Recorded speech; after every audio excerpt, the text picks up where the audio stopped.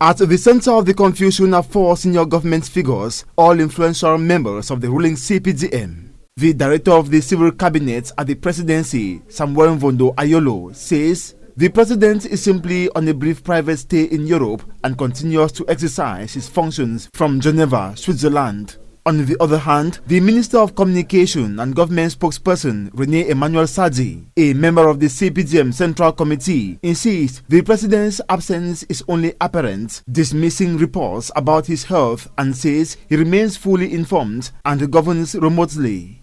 The Minister of Higher Education, Jacques Famendongo, also Secretary for Communication of the CPDM Central Committee, on his part argues that there is no constitutional limit to the president's stay abroad and that there is no vacancy at the top of the state because Paul Biya continues to sign decrees and monitor government business electronically. But Labour and Social Security Minister Gregoire Owona, Vice Secretary General of the CPDM Central Committee, introduced a different explanation. He says President Paul Biya is effectively on annual leave as a worker of the Republic, arguing that under the Labour Code, such leave can legally last up to 80 days before it could be considered a forfeiture of office. The differing explanations have triggered widespread reactions among Cameroonians. Mba remarked sarcastically he prefers working from Switzerland. While on annual leave, he is still working. That's great, a hard-working leader.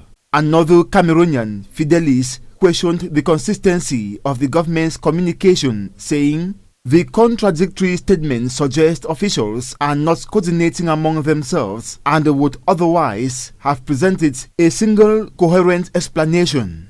Ntsam, another Cameroonian, also pointed to what he considers a contradiction, arguing that if the president is truly on leave, he would not normally be carrying out his official duties, while continuing to work remotely undermines the justification that he is on leave.